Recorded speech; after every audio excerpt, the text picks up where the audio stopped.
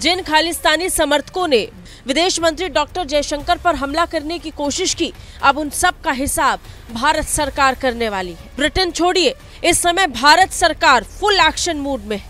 जयशंकर के काफिले को रोककर उस पर हमला करने वाले प्रदर्शनकारियों का नंबर भारत सरकार ने लगा दिया है।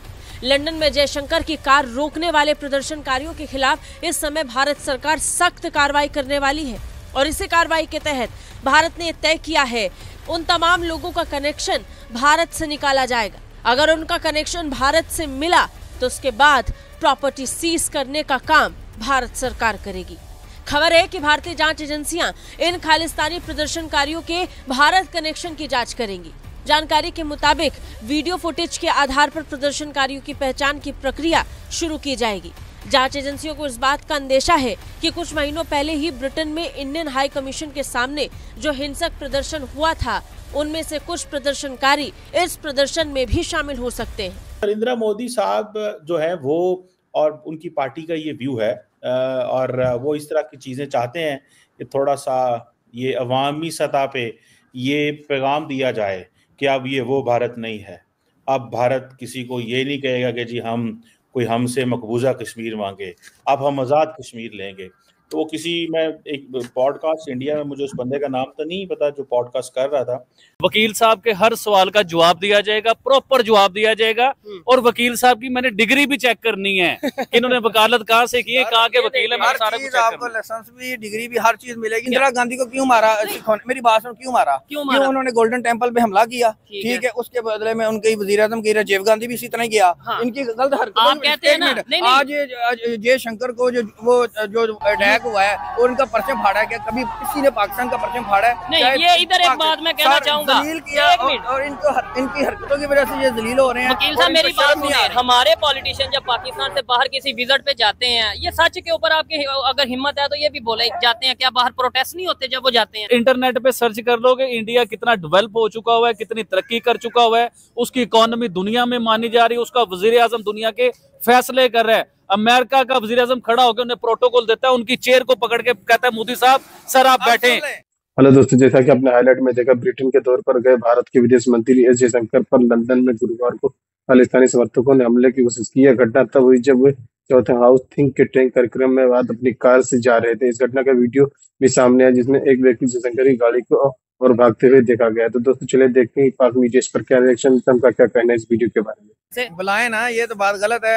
चले आप उन्हें बुलाएं और रिक्वेस्ट करें किसी तरीके से, भाईजान अगर आप इस भाई को, फिर ही बात होगी ना। देखें, उनके लिए स्पेशल आया हूँ, बड़ी तारीफें करते हैं इंडिया की। कल परसों उन्होंने प्रोग्राम किया और आज तबीयत खराब हो गई है उनकी। नहीं, तबीयत खराब होने में तो 1 मिनट लगता है, 5 मिनट लगते हैं, आप ऐसे ना करें। अदरवाइज मैंने तो डीडी को भी चैलेंज किया था, डीडी भी जो है ना वो भी नहीं आ रहा और बिल में घुस के बैठ गया है अपने प्रोग्राम, वो एक कमरे का जो उसने प्रोग्राम है उसमें बैठ गया और आबिद साहब भी नहीं आ रहे। ये देखें, वो ऐसे तो बड़ी बातें करते हैं। ये मैं चैलेंज करता हूँ, आबिद भाई भागने वाले नहीं है। अगर आज नहीं आएंगे, आज की वीडियो में नहीं आएंगे, कल परसों जब उनकी तबीयत, मैं उनकी तरफ मैं उनकी तरफ से आपको चैलेंज करता हूँ कि वो जरूर आएंगे, आपके साथ जरूर डायलॉग करेंगे। ये मुझे पता है, आज ना आए, कल आए, जब भी आए। लेकिन आप ये कह रहे हैं कि वो भाग गए हैं या इस तरीके से, यार भाई उन्हें बुलाओ ना, या कॉल करो किसी तरीके से, अगर बुलाओ कॉल कर देते हैं। नहीं, मैंने पहले भी जो इधर साथ दूसरा शॉपकीपर था उन्हें बोला कि वो आ जाते हैं।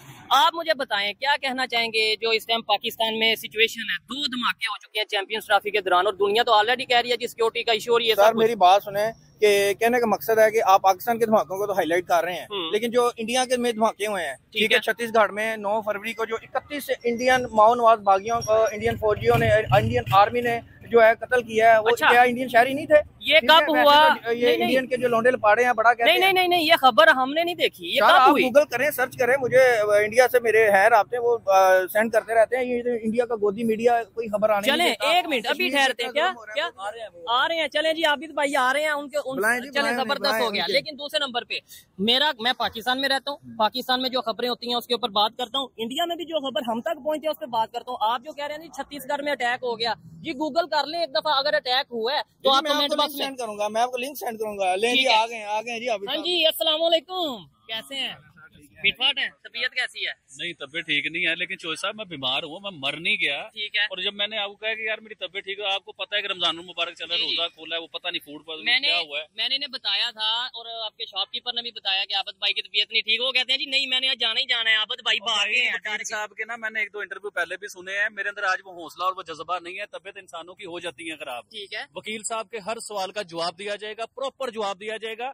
और वकील साहब की मैंने डिग्री भी चेक करनी है, इन्होंने वकालत कहाँ से की है, कहाँ के वकील है, मैं सारा कुछ आपको लाइसेंस भी, डिग्री भी, हर चीज मिलेगी। और डीडी को भी सेंड करूंगा। डीडी को बड़ा पता नहीं अपने आप पे शक है, उसे तो पता नहीं हर दुनिया के बंदे पे शक है। वो खुद असल में ना वो जाली साहब भी है। आप बार बार उधर ना जाएं, इस टाइम जो बंदा आपके साथ मौजूद है। 2 मिनट पहले आप कह रहे थे आबिद भाई भाग गए, आबिद भाई चले गए।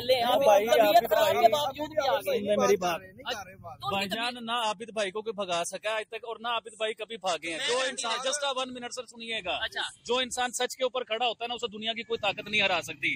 प्लीज आपकी मेहरबानी, आज आप मुझे माफी दे दे, मेरे साथ टाइम कर लें, दिन तारीख कर लें, मैं प्रॉपर आपके हर सवाल का जवाब दूंगा। मैं भागने वालों में से नहीं हूँ, आप इसी को अपने जेब से निकाल दीजिए।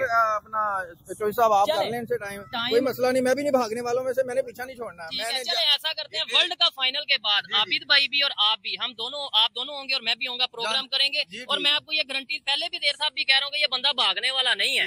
नो डाउट, यकीन मानो बाय गोड, ये सर मेरा फट रहा है, खाया पिया ऊपर आ रहा है, तबीयत इतनी अजीबो गरीब हुई है, मेरे अंदर हौसला नहीं हो रहा, हिम्मत नहीं हो रही। वरना आज वकील साहब का मैंने जो है ना सारी वकालत के पर्चे भी चेक करने थे, इनकी डिग्रियां भी चेक करनी थी, खामोश हो गए, डर गए, जवाब भी देने थे। जवाब देना, अभी वो मौजूद है ना, जवाब दे। हर चीज सेंड करूंगा। आपने आबिद भाई को क्या कहना था, जवाब दे। मैं आबिद भाई को यही कहता हूँ कि जो करे ना बातें, जो इंडिया की बड़ी तारीफें करते हैं, इंडिया में टेक्नोलॉजी है, इंडिया में फलां है, इंडिया बहुत आगे चला गया है, तो पाकिस्तान में किसने रोका हुआ है टेक्नोलॉजी से, पढ़ने से, तालीम से? क्यों यूनिवर्सिटियां नहीं है इधर? इधर आगे नहीं गया, इधर नॉलेज नहीं है, टेक्नोलॉजी वहाँ पे बेहतर नहीं सर। इंडिया में बेहतर सिर्फ बातों की हद तक है। आधी से ज्यादा इंडिया कौम जो है वो सड़कों पे सो रही है। जाके देखें तो इंडिया के जो हालात है, ठीक है। और इसके अलावा जो आप बातें कर रहे हो, इंडिया में कितने बुरे हालात है इंडिया के, आप बातें कर रहे हो 1990 की, 1985 की आप बातें कर रहे हो। अब आप पता करो हिंदुस्तान में नेट यूज करते हैं आप, इंटरनेट पे सर्च कर लोगे इंडिया कितना डेवलप हो चुका हुआ है, कितनी तरक्की कर चुका हुआ है, उसकी इकोनॉमी दुनिया में मानी जा रही है, उसका वजीर आजम दुनिया के फैसले कर रहा है। अमेरिका का वजीर आजम खड़ा होकर उन्हें प्रोटोकॉल देता है, उनकी चेयर को पकड़ के कहता है मोदी साहब सर आप बैठे। कभी पाकिस्तान के वजीर आजम के साथ ये बातें हुई है तो हमें भी आप बता दें। चलें अब सुन लें, अगर ये जो इंडिया का आपने खुद ही बात की है ना, इसी का जवाब देता हूँ मैं कि जो ट्रंप इनको बहुत ज्यादा इंपॉर्टेंस दे रहा है, तो वो अपना F-35 हथियार उनको सेल करना शुरू कर रहा है, ठीक है। और उसकी मेन चीज है ये इंडिया ने जो भी टेक्नोलॉजी लिया है ना, वो उसकी उन्होंने फार्मूला लिया उसको मैं इसलिए आया हूँ कि मुझे लड़कों ने आगे बताया कि इधर बाहर लोग खड़े हुए कह रहे हैं कि निकालो आबिद भाई को, भाग के आबिद भाई, तो आबिद भाई ने आगे बता दिया कि मैं भागा नहीं हूँ भाई, सिर्फ टाइम कर ले प्लीज, मेरी तबीयत ठीक नहीं। इस बात का जवाब दे दो भाई, बहुत शुक्रिया आपका। इस बात का जवाब दे। लेकिन मैंने साथ देखा एक फौजी था, तो उसने कहा भाई किस तरह लोगे कश्मीर, किस तरह लड़के लोगे, कैसे लड़ सकते हो? जिस तरह की आपकी फौज है उस तरह की उनकी फौज है, आपकी बड़ी फौज है, आपके पास भी वेपन्स हैं, उनके पास भी वेपन्स हैं।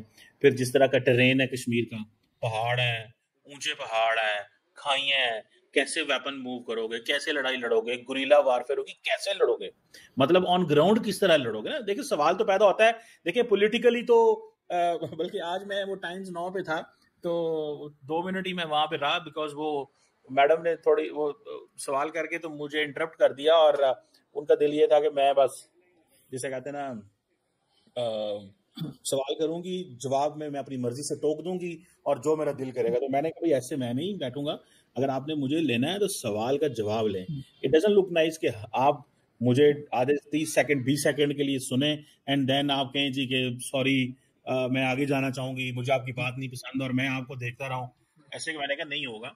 तो मेरा द पॉइंट इज के मैंने मुझे उसने सवाल यही पूछा टीवी पे, एक इंडियन टीवी पे था, तो सवाल पूछा, तो मैंने कहा जी देखें आपको ये सवाल अपनी आर्मी चीफ से पूछना चाहिए था, अपने एयरफोर्स चीफ से पूछना चाहिए था, अपने नेशनल सिक्योरिटी एडवाइजर से पूछना चाहिए था कि क्या हम आज़ाद कश्मीर ले सकते हैं।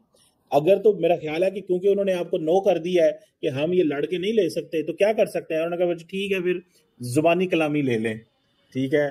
तो जिस तरह पाकिस्तान वो इंडियन ऑक्युपाइड कश्मीर कहता है, वो पाकिस्तान ऑक्युपाइड कश्मीर कहते हैं, जो न्यूट्रल लोग हैं वो कहते हैं इंडियन एडमिनिस्ट्रेटिव कश्मीर या पाकिस्तान एडमिनिस्ट्रेटेड कश्मीर, हर बंदे ने अपना नाम रखा हुआ। तो जिस तरह नाम अच्छा लगता है वो नाम ले लो, ठीक है, हर बंदे ने अपना मैप रखा हुआ है, भारत ने अपना मैप है, पाकिस्तान का अपना मैप है। So the point here is कि ये सारी चीजें चलती रहती हैं। यहाँ पे डॉक्टर जयशंकर बड़े समझदार जीरक डिप्लोमेट हैं।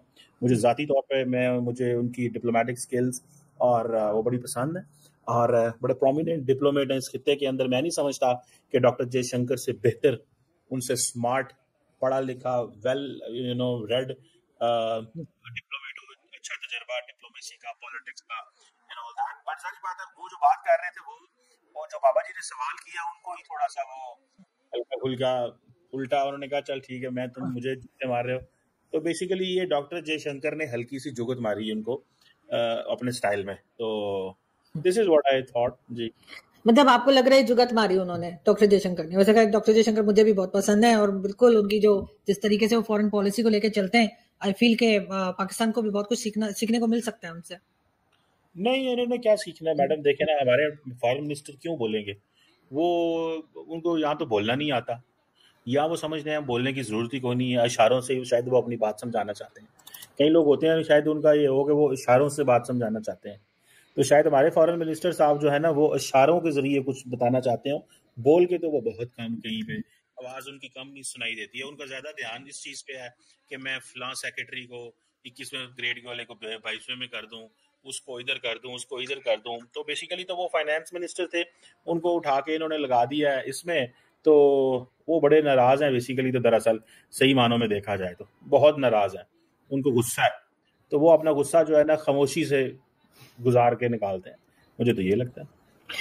लेकिन सर अगर हम पाकिस्तान की सिक्योरिटी की बात करें तो आजकल आपने देखा है कि एक बार फिर जो है वो सुसाइड बॉम्बर्स जो है वो निकल आए हैं और मुसलसल अटैक्स चल रहे हैं।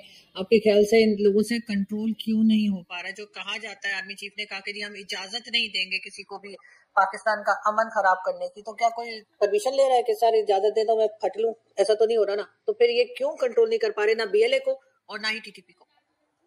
देखिए, ये सबसे पहले तो एक क्वेश्चन ये है कि क्या पाकिस्तान दहशतगर्दों से लड़ने की कैपेबिलिटी रखता है? बिल्कुल रखता है, और लड़े भी है, देखा है दुनिया ने, अमेरिका ने भी मदद मांगी है, सब दुनिया जानती है। एक बात।